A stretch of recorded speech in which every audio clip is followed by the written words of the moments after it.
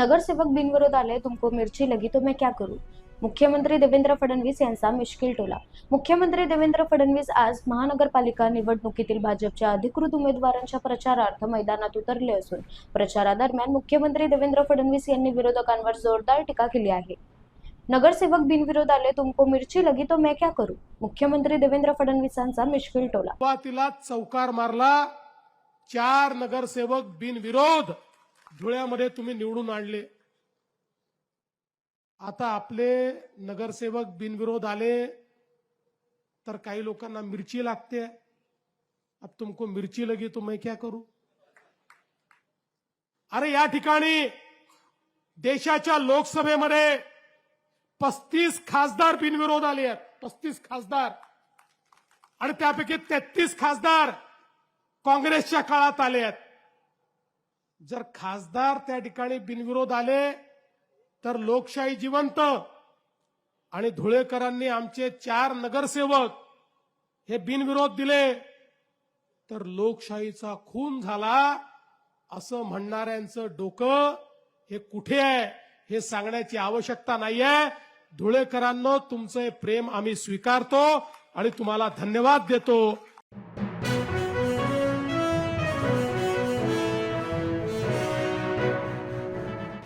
मी विलासराव देशमुखांवर कोणतीही टीका केली नाही. भाजप प्रदेश अध्यक्ष रवींद्र चव्हाण यांचं वक्तव्य. लातूरमधील भाजप कार्यकर्त्यांच्या मेळाव्यात केलेल्या टीकेवर भाजप प्रदेशाध्यक्ष रवींद्र चव्हाण यांनी पत्रकार परिषदेत स्पष्टीकरण दिले आहे. काँग्रेसचा अजेंडा विलासरावांना मोठे नेते दाखवून मत मागण्याचा आहे, त्या संदर्भात बोललो.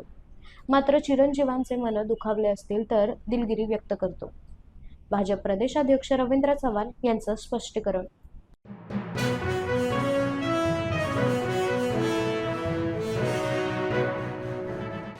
माजी आमदार नितीन भोसले यांचा शिंदेंच्या शिवसेनेत जाहीर पक्षप्रवेश. उपमुख्यमंत्री एकनाथ शिंदे यांच्या प्रमुख उपस्थितीत आज माजी आमदार नितीन भोसले यांनी शिवसेना शिंदे गटात जाहीर पक्षप्रवेश केला. माजी आमदार नितीन भोसले यांनी आपल्या कार्यकर्त्यांसह शिवसेना शिंदे गटात आज जाहीर पक्षप्रवेश केला आहे.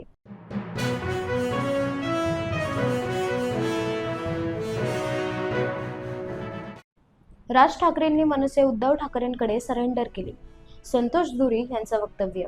मनसेचे संतोष धुरी यांनी आज भाजपात मुंबई अध्यक्ष अमित साटम यांच्या प्रमुख उपस्थितीत जाहीर पक्षप्रवेश केला.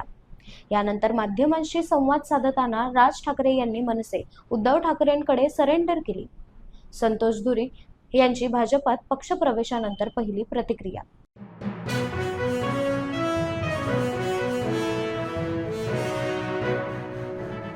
खासदार संजय राऊत यांनी उद्धव ठाकरेंचा आधी राजीनामा मागावा. सांस्कृतिक कार्यमंत्री अॅडव्होकेट आशिष शेलार यांचं वक्तव्य. सांस्कृतिक कार्यमंत्री अॅडव्होकेट आशिष शेलार आज प्रचारार्थ मैदानात उतरले असून माध्यमांशी संवाद साधताना जोरदार टीका केली आहे. उद्धव ठाकरे विधानसभेत बिनविरोध निवडून आले तर खासदार संजय राऊत यांनी उद्धव ठाकरेंचा राजीनामा आधी मागावा. सांस्कृतिक कार्यमंत्री अॅडव्होकेट आशिष शेलार यांची घणाघाती टीका.